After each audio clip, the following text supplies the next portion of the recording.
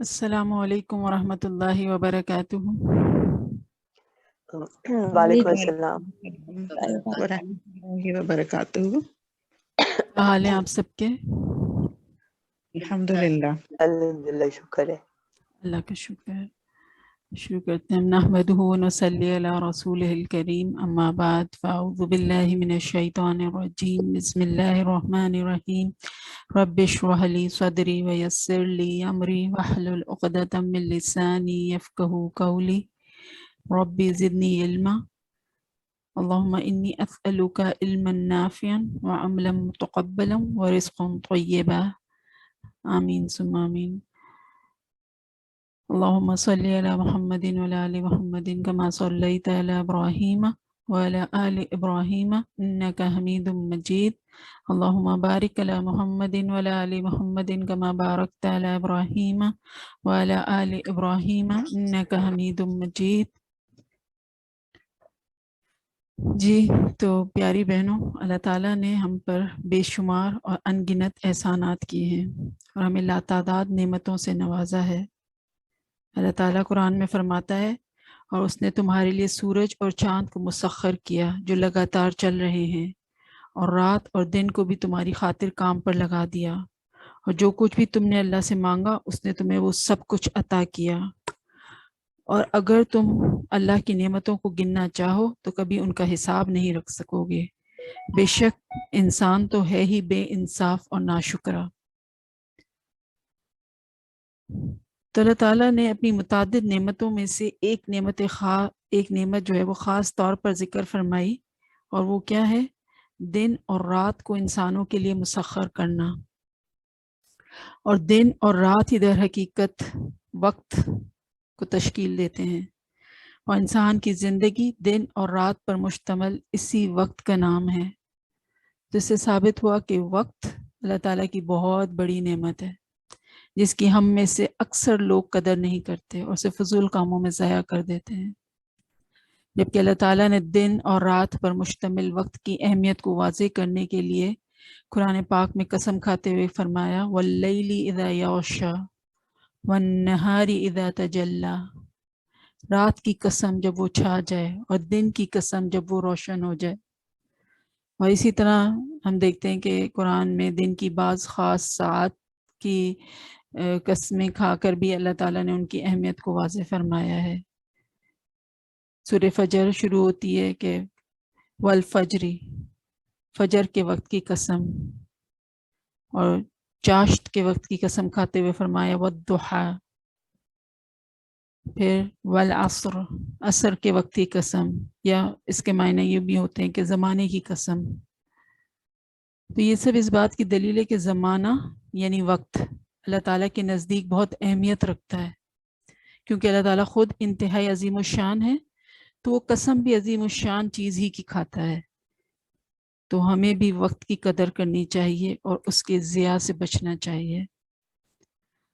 بعض اسکالرس کا کہنا ہے کہ زمانے کی قسم کھا کر اللہ تعالیٰ نے فرمایا کہ ہر انسان خسارے میں ہے، سوائے اس کے جس میں 4 چیزیں پائی جاتی ہوں۔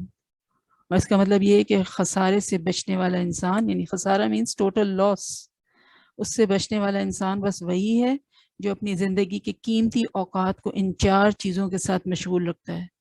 وہ 4 کام کیا ہیں؟ ایمان، عمل صالح، دعوت اللہ اور صبر۔ رسول اکرم صلی اللہ علیہ وسلم نے صحیح بخاری کی حدیث ہے، اس میں فرمایا 2 نعمتیں ایسی ہیں کہ جن میں بہت سارے لوگ گھاٹے میں رہتے ہیں، اور وہ کیا ہیں؟ صحت اور فراغت۔ یعنی زیادہ تر لوگ یہ دونوں نعمتیں پا کر بھی ان سے فائدہ نہیں اٹھاتے، انہیں ضائع کر کے گھاٹے میں رہتے ہیں۔ تو یہ جو وقت ہے، جو 24 گھنٹے ہمارے پاس ہوتے ہیں، ہر دن 24 گھنٹے ہوتے ہیں ہمارے پاس، یہ وقت آخر جا کدھر رہا ہے؟ یہ وقت لگ کہاں رہا ہے؟ یہ کہاں کھپ رہا ہے ہمارا وقت؟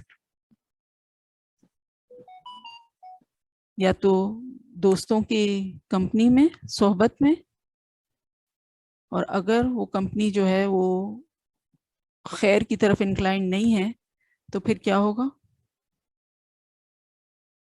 قرآن میں ہی اللہ تعالیٰ فرماتا ہے اس دن ظالم اپنے ہاتھوں کو چبا چبا کر کہے گا کاش میں نے رسول کے ساتھ ہی اپنی روش اختیار کی ہوتی، ہائے افسوس، کاش میں نے فلاں شخص کو اپنا دوست نہ بنایا ہوتا، اس نے تو میرے پاس نصیحت آ جانے کے بعد مجھے ورغلایا۔ تو اور ہمارا ٹائم کہاں جا رہا ہے؟ یہ ٹی وی، یہ فلمز، ڈرامے۔ بعض لوگ رات کو بہت دیر تک جاگتے رہتے ہیں اور رات کی ان ساعتوں کو فضول کاموں میں برباد کر دیتے ہیں جنہیں اللہ تعالیٰ نے انسان کے لیے آرام اور سکون کے لیے پیدا کیا ہے۔ پھر ان مبارک ساعتوں میں سو جاتے ہیں جن میں اللہ تعالیٰ آسمان دنیا پر آ کر ندا دیتا ہے کہ ہے کوئی جس کی میں دعا قبول فرماؤں۔ آپ دیکھیں پھر اس طرح سے جو ہے نہ صرف تہجد اور بلکہ فجر بھی مس ہو جاتی ہے۔ تہجد تو چلے نفل ہے، بٹ فجر کی نماز وہ تو فرض ہے، اس کا ضائع ہونا تو مینس دنیا اور آخرت کا نقصان۔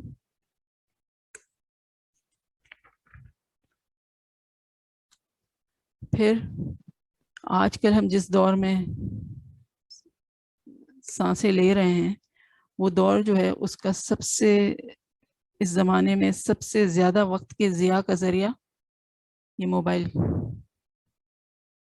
سیل فون، کہ جس نے ہر عمر کے لوگوں کو، چاہے بچے ہوں یا جوان ہوں، چھوٹے ہوں یا بڑے ہوں، مرد ہوں یا عورتیں، سب کو انتہائی مشغول کر کے رکھ دیا ہے۔ کچھ نہیں آپ کو گیمز کھیلتے ہوئے بڑے سے لے کر بچے تک گیمز کھیلتے ملیں گے، یا پھر یہ سوشل میڈیا جس پہ کہ اسٹیٹس اپڈیٹ کرنا، پوسٹ کو لائک کرنا، کمنٹ کرنا، لوگ اپنا فرض منصبی سمجھتے ہیں، چاہے اس کی وجہ سے اللہ تعالیٰ کے فرائض یا بندوں کے حقوق ضائع ہو جاتے ہوں تو ڈز ناٹ میٹر۔ پھر یہ فری پیکیجز نے جو ہے وہ رہی صحیح کسر پوری کر دی ہے۔ حالانکہ یہ جو جتنی بھی ایجادات ہوتی ہیں جیسے کہ یہ موبائل فون ہے، یہ اپنی ذات سے بری نہیں ہوتی اگر اس کا جائز استعمال کیا جائے، اس کو علم نافع کے حصول کا ذریعہ بنایا جائے۔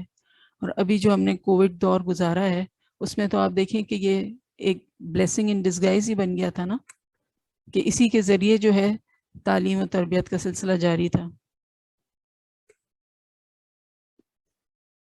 پھر سوشل میڈیا سے، اگر سوشل میڈیا کے ذریعے دینی تعلیمات کو پھیلانے کا ذریعہ کے طور پہ اس کو استعمال کیا جائے، بہت اچھا طریقہ ہے، اس میں کوئی حرج نہیں، بلکہ یہ تو اس دور کی اہم ضرورت ہے، کیونکہ آج ہر کسی کے پاس اس کا ایکسیس موجود ہے اور اس کے ذریعے آپ بات جو ہے آسانی سے اپنے لوگوں تک پہنچا سکتے ہیں۔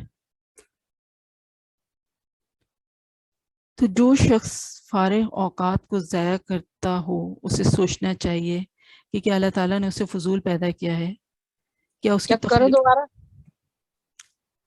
کی تخلیق کا کوئی مقصد نہیں ہے، اور کیا اس کی زندگی بے مقصد ہے۔ اللہ تعالیٰ قرآن میں کیا فرماتا ہے؟ کیا تم نے یہ سمجھ رکھا تھا کہ ہم نے تمہیں بے مقصد پیدا کر دیا اور تم ہماری طرف نہیں لوٹائے جاؤ گے؟ یہ جو گھنٹے گھڑیاں ہم گزار رہے ہیں ان سب کے لیے ہمیں اکاؤنٹیبل ہونا ہے، کیونکہ وقت اللہ کی بہت بڑی نعمت ہے۔ رسول اکرم صلی اللہ علیہ وسلم نے ایک آدمی کو نصیحت کرتے ہوئے فرمایا 5 چیزوں کو 5 چیزوں سے پہلے غنیمت سمجھو، اپنی جوانی کو اپنے بڑھاپے سے پہلے، اپنی صحت کو اپنی بیماری سے پہلے، اپنی تونگری کو اپنی غربت سے پہلے، اپنی فراغت کو اپنی مشغولیت سے پہلے، اور اپنی زندگی کو اپنی موت سے پہلے غنیمت سمجھو۔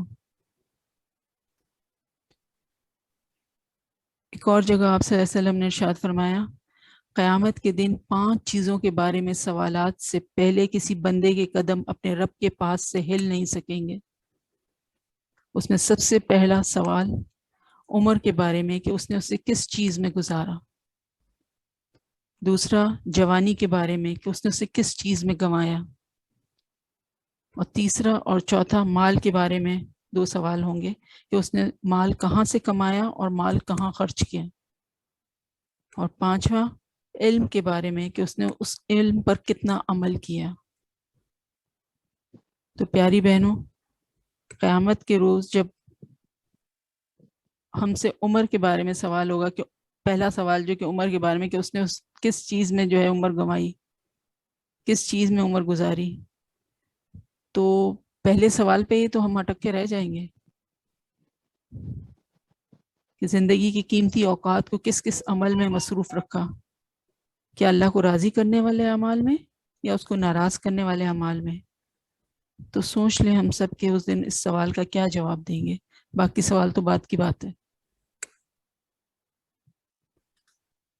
تو ہم سب اور خاص کر جو نوجوان طبقہ ہے ان کو سوچنا چاہیے کہ قیامت کے روز جب سوال کیا جائے گا کہ اپنی جوانی کی توانائیوں کو کن اعمال میں کھپایا تھا، تم دن اور رات کا بیشتر حصہ کس کس کے ساتھ کیا کیا کرتے ہوئے گزارتے تھے، تم جب اپنے روم میں اکیلے ہوتے تھے تو کیا کیا دیکھتے تھے، کیا کیا سنتے تھے، کیا کیا پڑھتے تھے، اور فارغ اوقات میں کیا کیا کرتے تھے. تو ہر کوئی سوچ لے کہ قیامت کے روز ان سوالوں کے کیا جواب دے سکیں گے ہم.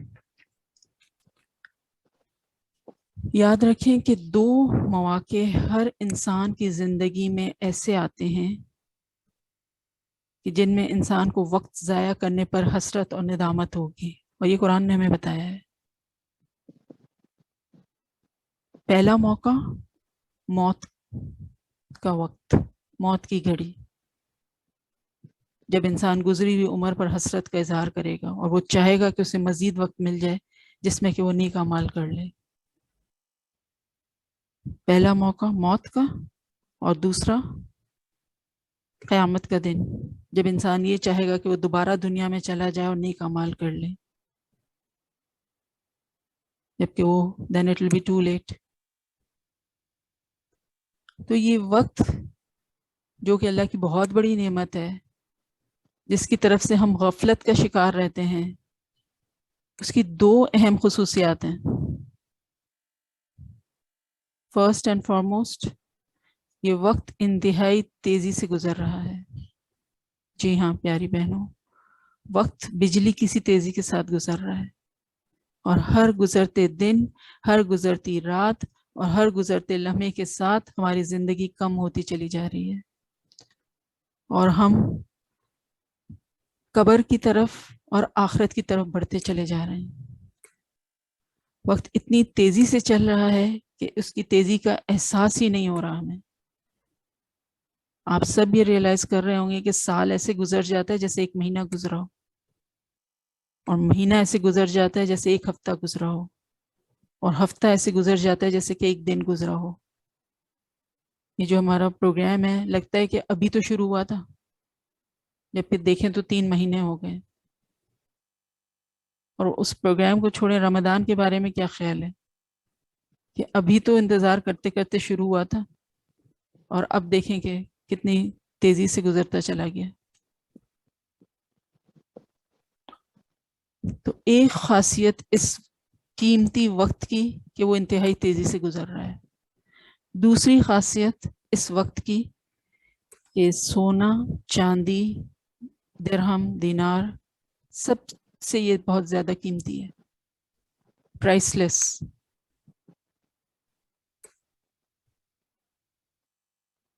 نہ صرف قیمتی بلکہ مہنگا ہے. اتنا قیمتی اور مہنگا کہ سونا، چاندی، دینار اور درہم اور روپیہ اور ڈالر سے بھی زیادہ قیمتی اور مہنگا. کیونکہ آپ دیکھیں اگر اللہ نہ کرے ایسا ہو کہ آپ کا مالی نقصان ہو جائے، سونا، چاندی، روپے پیسے کا نقصان ہو گیا، تو اس نقصان کو آپ اللہ کے حکم سے آنے والے وقت میں پورا کر سکتے ہیں، بالکل کر سکتے ہیں. لیکن اگر وقت کا نقصان ہو جائے، کوئی دن ضائع ہو جائے یا دن کی ایک گھڑی ضائع ہو جائے، تو ضائع شدہ وقت کبھی واپس نہیں آ سکتا. چاہے دنیا بھر کے خزانے خرچ کر ڈالیں تب بھی گزرا ہوا وقت ہاتھ نہیں آ سکتا. تو کیا خیال ہے، وقت زیادہ مہنگا ہے یا مال؟ وقت زیادہ قیمتی ہے یا مال؟ پھر اگر آپ چاہیں تو اپنا مال کسی کو ادھار دے سکتے ہیں اور اس کے واپس آنے کی بھی پھر آپ کو امید ہوتی ہے کہ آج نہیں تو کل وہ ادھار دیا ہوا مال واپس لوٹ آئے گا. لیکن یہ تو ناممکن ہے کہ آپ کسی کو اپنی زندگی کا ایک دن یا ایک گھنٹہ ادھار دے دیں اور پھر اس سے وہ واپس طلب کر لیں. تو بتائیے پیاری بہنوں، وقت زیادہ قیمتی ہے یا مال؟ یقیناً یہ وقت. تو بس مجھ سمیت میں ہر ایک سے یہ ریکویسٹ کروں گی کہ وقت کی قدر کریں اور اسے فضول اور بیہودہ کاموں میں ضائع کرنے سے بچیں. خاص طور پر جو نوجوان طبقہ ہے کہ اپنی جوانی کی عمر اور اس کی توانائیوں کو فضول چیزوں میں برباد نہ کریں، بلکہ ان توانائیوں سے بھرپور فائدہ اٹھاتے ہوئے جوانی کے دوران اللہ تعالیٰ کا تقرب زیادہ سے زیادہ حاصل کریں. اور یاد رکھیں کہ جس نوجوان کی نشو و نما اللہ تعالیٰ کی عبادت میں ہوتی ہے، جو اللہ تعالیٰ کی عبادت میں پروان چڑھتا ہے، اسے اللہ تعالیٰ قیامت کے روز اپنے عرش کے سائے نصیب فرمائیں گے. اور جو کوئی بھی اللہ رب العزت کی رضا کی خاطر جو محنت جوانی کی عمر میں کر سکتا ہے، وہ جوانی کا مرحلہ گزرنے کے بعد ہرگز نہیں کر سکتا. اس لیے اس وقت کی قدر کریں اور اسے ضائع ہونے سے بچائیں. اسی طرح جو خواتین ہیں، مائیں بہنیں، کہ وہ بھی گھروں میں اپنے فارغ اوقات کو فضول چیزوں میں ضائع نہ کریں، بلکہ فارغ اوقات میں قرآن مجید کی تلاوت، ذکر، استغفار کثرت سے کریں. کوئی نفع بخش کتاب کا مطالعہ آپ کر سکتے ہیں، دینی لیکچرز ہیں یا کوئی درس وغیرہ ہیں وہ سن سکتے ہیں. گھر والوں کی خدمت اور بچوں کی تربیت، حتیٰ کہ گھریلو کام کاج بھی کار ثواب اور عبادت سمجھ کے کیا کریں. اسی طرح جو مائیں ہیں ان کو چاہیے کہ بچوں کی اسلامی تربیت پر توجہ دیں، اور اس دور میں وقت کو برباد کرنے والی جتنی چیزیں ہیں ان سے اپنے بچوں کو سختی سے بچنے کی تلقین کریں. اور یہ بات یاد رکھیں کہ اللہ کے رسول صلی اللہ علیہ وسلم نے ہر ذمہ دار کے متعلق آگاہ فرمایا ہے کہ اس سے قیامت کے روز اس کی ذمہ داری کے متعلق سوال کیا جائے گا. لہذا ہم سب اپنی ذمہ داریوں کا احساس کریں اور نہ خود اپنے قیمتی اوقات کو ضائع کیا کریں اور نہ ہی گھر والوں اور بچوں کو اس کی اجازت دیا کریں. تو اللہ تعالیٰ سے دعا ہے کہ ہمیں فارغ اوقات سے مستفید ہونے کی توفیق عطا فرمائے اور ان اوقات کو ہمارے حق میں نفع بخش بنائے اور قیامت کے روز انہیں ہمارے خلاف حجت نہ بنائے. حضور صلی اللہ علیہ وسلم سے اللہ تعالیٰ نے کیا فرمایا ہے قرآن میں؟ فَإِذَا فَرَغْتَ فَانْصَبْ وَإِلَىٰ رَبِّكَ فَارْغَب، کہ اے نبی صلی اللہ علیہ وسلم جب آپ فارغ ہوں تو عبادت کی مشقت میں لگ جائیں. تو فراغت کے اوقات کس طرح گزارنے، یہ تو ہمارے پاس گائیڈنس موجود ہے کہ جب آپ فارغ ہوں تو عبادت کی مشقت میں لگ جائیں اور اپنے رب کی طرف راغب ہوں.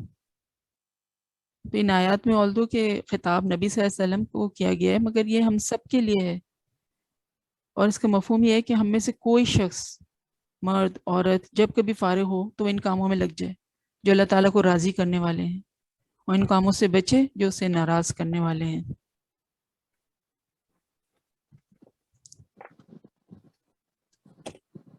تو وقت کا ایک بہترین مصرف، وقت کو، فارغ وقت کو بہترین طور پہ استعمال کرنے کا ایک انمول طریقہ قرآن سے دوستی کرنا ہے. یاد رکھیں قرآن کا آپ کے دل میں اتر جانا، قرآن کا پڑھ لینا، قرآن کا سن لینا، قرآن کا کوئی حصہ یا پورا قرآن حفظ کر لینا، کسی قرآن کلاس سے جڑ جانا، قرآن کا آپ کے پاس ہونا، آپ کا اس کی آیات کو سن لینا، آیات کو سمجھ لینا، یہ کوئی عام چیز نہیں ہے اور نہ ہی اسے عام سمجھیں. یہ بڑے اعزاز کی بات ہے اور یہ اللہ تعالیٰ کی رحمت کی نشانی ہے. یہ اس بات کی نشانی ہے کہ وہ رب العالمین آپ پر بہت مہربان ہے. اگر قرآن آپ تک پہنچ رہا ہے تو جان لیجئے کہ آپ کا رب آپ کو بہت خاص کر لینا چاہتا ہے. وہ چاہتا ہے کہ آپ اس کے کلام کو تھام لیں، اس کو سمجھیں اور پھر اس پر عمل کریں. اللہ تعالیٰ ہمیں ایسا ہی قرآن کے ساتھ جڑنا نصیب فرمائے. تو اب ہمارا یہ مرحبا رمضان ہے، اس کا آخری سیگمنٹ جو کہ دعا. اس طرف آتے ہیں ہم. پلیز دعا کے دوران بھی بہت زیادہ خیال رکھیے گا آپ کے مائک جو ہیں وہ میوٹ ہی رہے ہیں, ٹھیک ہے, تاکہ سب تک ایون آواز پہنچے. حدیث کا مفہوم ہے, ایک مرتبہ آپ صلی اللہ علیہ وسلم مسجد نبوی میں تشریف لائے تاکہ جمعے کا خطبہ دیں. آپ صلی اللہ علیہ وسلم ممبر پر خطبہ دیا کرتے تھے جو کہ 3 سیڑھیوں پر مشتمل تھا.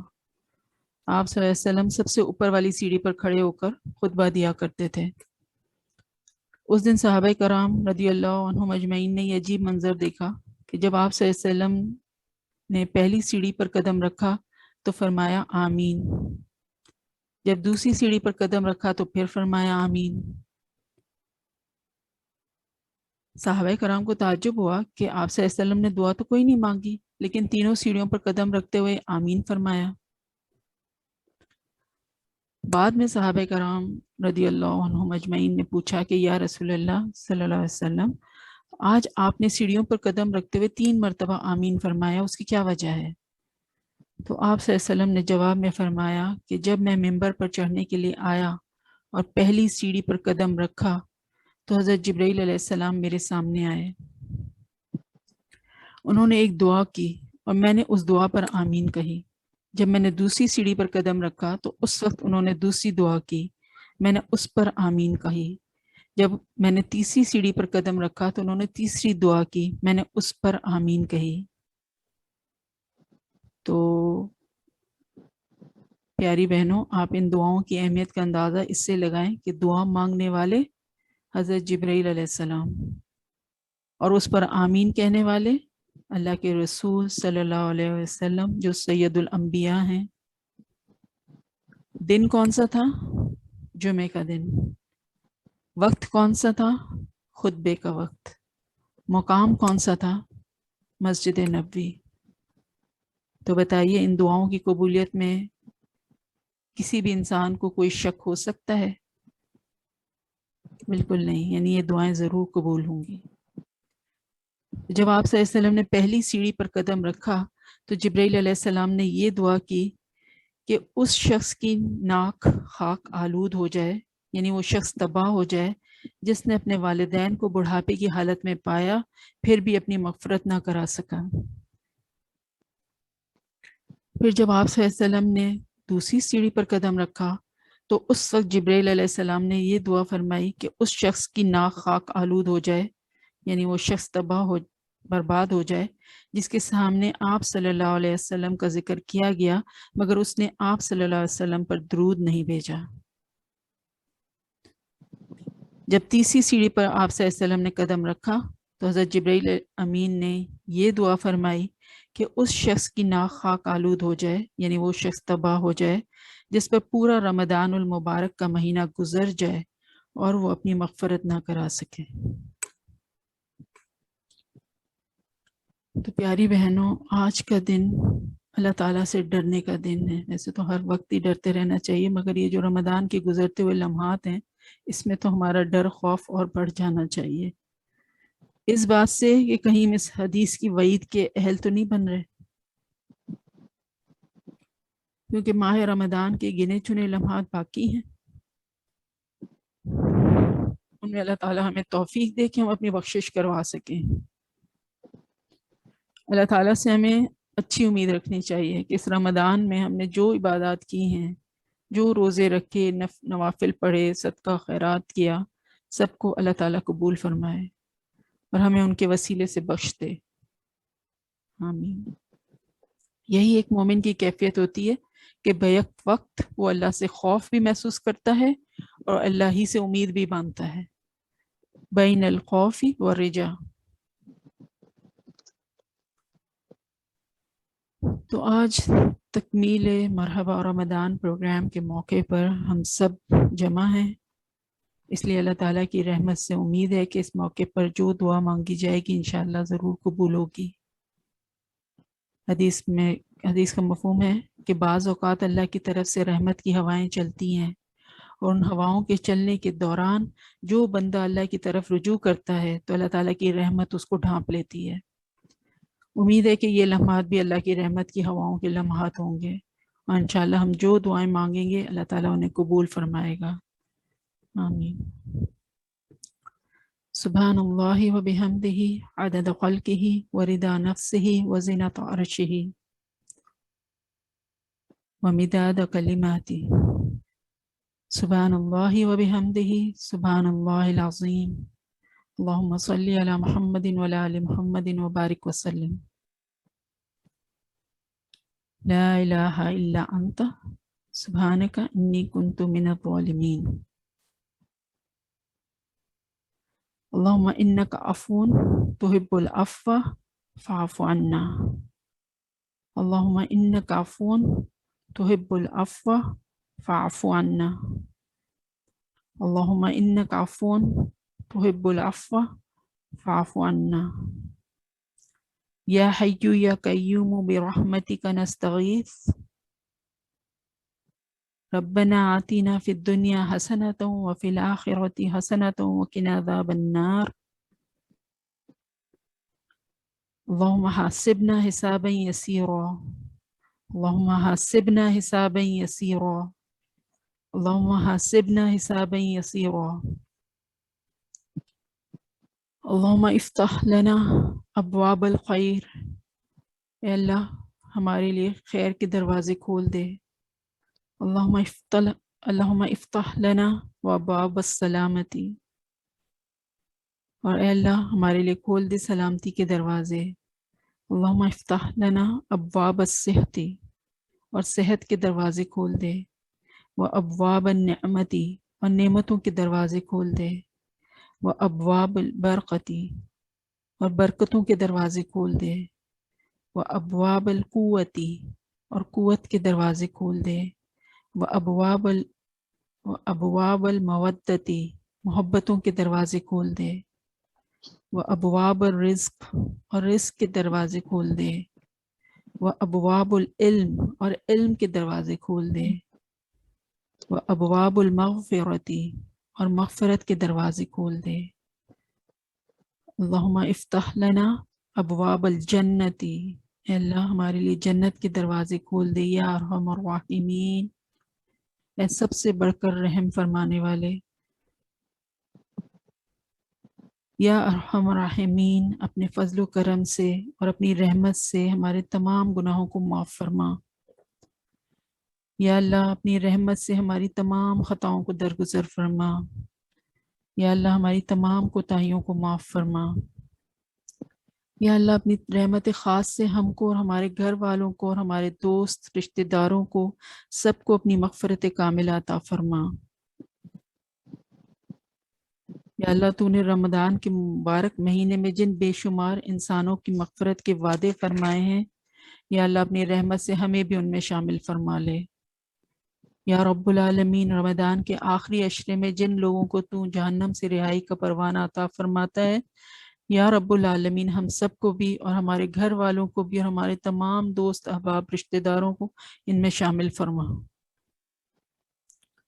یا اللہ جو انوار و برکات تو نے اس مہینے میں مقدر فرمائے ہیں وہ سب ہمیں عطا فرما اور ان سے محروم نہ کر.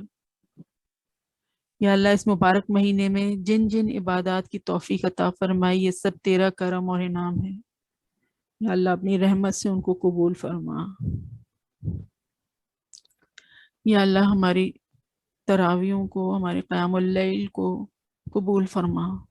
تلاوت قرآن پاک کو قبول فرما. جو تیرا مبارک ذکر ہم نے کیا اس کو قبول فرما. یا اللہ رمضان المبارک کی جو باقی ساعتیں ہیں ان سے صحیح معنوں میں فائدہ اٹھانے کی توفیق عطا فرما. ان میں ہمیں توبہ و استغفار کی توفیق عطا فرما. یا اللہ تمام حاضرین کو ان کے جائز مقاصد میں کامیابی عطا فرما. یا اللہ یا ارحم الراحمین جو لوگ اپنی اپنی حاجتیں لے کر آئے ہیں اپنی رحمت سے ان کو پوری فرما. یا اللہ ہم سب کا یوں آن لائن جمع ہونا تو قبول فرما لے. یا اللہ جو بیمار ہیں انہیں صحت کاملہ عطا فرما. یا اللہ جو تنگ دست ہیں ان کی تنگ دستی دور فرما. جو محتاج ہیں ان کی محتاجی دور فرما. یا اللہ جو مقروض ہیں ان کو قرضوں کی ادائیگی کا سامان فرما دے. جو بے روزگار ہیں ان کو حلال روزی عطا فرما. یا ارحم الراحمین جو بے اولاد ہیں ان کو صالح اولاد عطا فرما۔ یا اللہ جو دعائیں اس مبارک مہینے میں مانگنے کی توفیق نہ ہو سکی اپنی رحمت سے ان سب کو بھی قبول فرما لے۔ یا اللہ جو حاجتیں ہمارے دلوں میں تھیں اور ہم وہ تجھ سے نہ مانگ سکے انہیں بھی قبول فرما لے۔ یا اللہ ہمارے ملک میں امن و امان قائم فرما، اس کی حفاظت فرما۔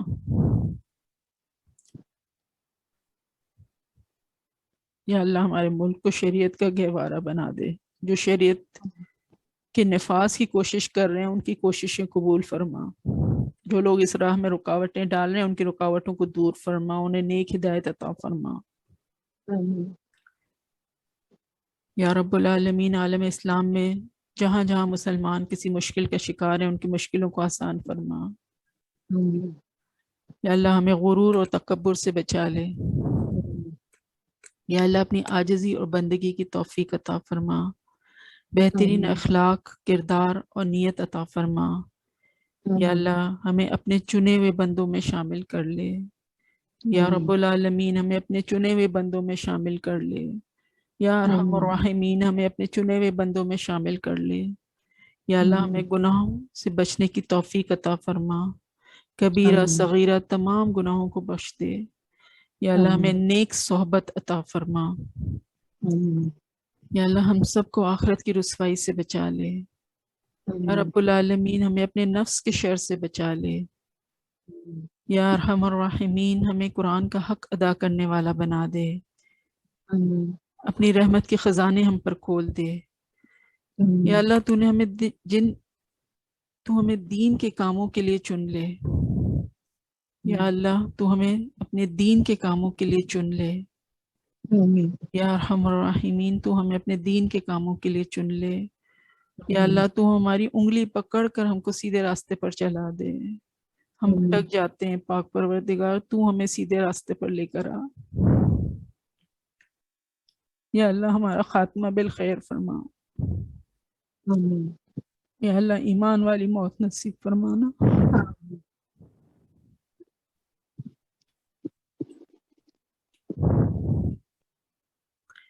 یا اللہ موت کی سختیوں کو آسان فرما۔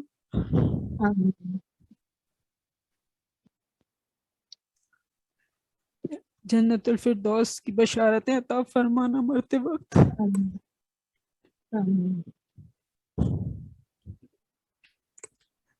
یا رب العالمین قبر کے عذاب سے بچا، ہمیں بے حساب بخش دینا، قیامت کے دن نیک لوگوں میں اٹھانا اور اپنے عرش کے سائے تلے جگہ دینا۔ یا اللہ تو آخرت میں ہم پر محبت کی نظر ڈالنا۔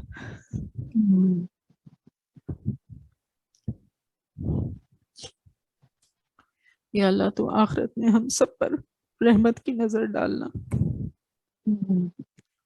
یا اللہ تو ہم سب کو اپنی رحمت سے ڈھانپ لینا۔ یا ارحم الراحمین تو ہم سب کو اپنی رحمت سے ڈھانپ لینا۔ یا اللہ ہم سب کو آپس میں ایک دوسرے سے محبت کرنے والا بنا دے، تو ہم سے اپنی پسند کے کام لے لے۔ یا اللہ تو نے ہمیں جس مقصد کے لیے پیدا کیا ہے وہ کام ہم سے لے لے، ہمیں اپنی ناراضگی کے کاموں سے بچا۔ یا اللہ ہم بہت کمزور ہیں، تو ہماری مدد فرما، دنیا اور آخرت کی رسوائی سے بچا لے۔ یا اللہ اپنی ملاقات کے دن کو ہمارے لیے آسان کر دینا، جب ہم تیرے سامنے کھڑے ہوں تو یا اللہ تو ہمیں بخش دینا۔ یا اللہ تو ہمارے عیبوں پر پردہ ڈال دے، ہم کو بے حساب بخش دینا۔ یا اللہ ہمارے لیے جنت کا راستہ آسان فرما دینا۔ یا رب العالمین پل صراط پر روشنی کر دینا اور تیزی سے گزار دینا۔ یا اللہ جنت کے دروازوں تک خیریت سے پہنچا دینا۔ یا اللہ حضور صلی اللہ علیہ وسلم کی صحبت نصیب فرمانا۔ یا اللہ جنت کے اعلیٰ درجے عطا فرمانا۔ یا رب العالمین اپنے دیدار کا شوق نصیب فرما، اپنے دیدار اور اپنی رضامندی سے ہمیں محروم نہ کرنا۔ یا اللہ تو ہم سے راضی ہو جا، یا ارحم الراحمین تو ہم سے راضی ہو جا، یا ذوالجلال والاکرام تو ہم سے راضی ہو جا، ہمیں دین کی بہترین خدمت کرنے کی توفیق عطا فرما۔ یا اللہ تو نے ہمیں جس مقصد سے پیدا کیا ہم سے وہ کام لے لے اور ہمیں ضائع ہونے سے بچا لے۔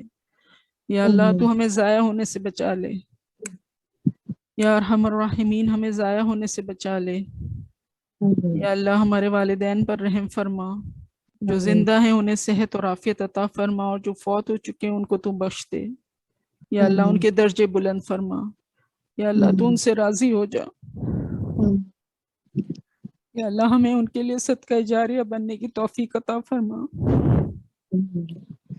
جتنے بھی ہمارے مرحوم رشتہ دار ہیں اللہ سب کی مغفرت فرما، کل مومن مسلمان کی مغفرت فرما۔ آمین۔ یا اللہ ہماری اولادوں کو ہماری آنکھوں کی ٹھنڈک بنا دے، ہماری اولادوں کو ہمارے لیے صدقہ جاریہ بننے کی توفیق عطا فرما۔ آمین۔ یا اللہ ہمارے گھر والوں، ہمارے شوہروں کے جان اور مال کی حفاظت عطا فرما۔ آمین۔ یا اللہ ہم سب کو سیدھے راستے پر چلنے کی توفیق دے اور ثابت قدم رکھ۔ آمین۔ یا رب العالمین ہمارے بچوں کو بھٹکنے سے بچا لے، اللہ ان کو صراط مستقیم پر لانے میں ہمارا حصہ ڈال دے۔ یا اللہ ہماری نسلوں میں دین اسلام باقی رکھنا، یا اللہ ہماری نسلوں میں دین اسلام باقی رکھنا۔ یا حیو یا قیوم ہماری نسلوں میں دین اسلام باقی رکھنا، یہ روشنی قیامت تک پھیلتی چلی جائے۔ یا رب العالمین جو لوگ بچوں اور بچیوں کی شادیوں کے لیے فکر مند ہیں ان کو نیک صالح رشتے ملا دے۔ یا اللہ اس نیک کام کی آرگنائزیشن میں، اس کو ارینج کرنے میں، اس کو منعقد کرنے میں جس نے ہماری جس طرح بھی مدد کی ہو، یا اللہ اسے تم بہترین جزائے خیر عطا فرما، اور ہماری کوتاہیوں اور خطاؤں سے درگزر فرما۔ ہم تجھ سے ہر اس بھلائی کا سوال کرتے ہیں جو تیرے نبی محمد صلی اللہ علیہ وسلم نے تجھ سے مانگی ہے، اور ہم ہر اس شر سے پناہ مانگتے ہیں جس سے کہ نبی صلی اللہ علیہ وسلم نے پناہ مانگی ہے۔ ربنا تقبل منا انك انت السميع العليم وتب علينا انك انت التواب الرحيم آمین یا رب العالمین۔ اللهم صل على محمد وعلى آل محمد وبارك وسلم۔ سبحانك اللهم وبحمدك نشهد ان لا اله الا انت نستغفرك ونتوب اليك۔ سبحان ربك رب العزة عما يصفون وسلام على المرسلين والحمد لله رب العالمين۔ جزاکم اللہ خیرا کثیرا۔ السلام علیکم ورحمۃ اللہ وبرکاتہ۔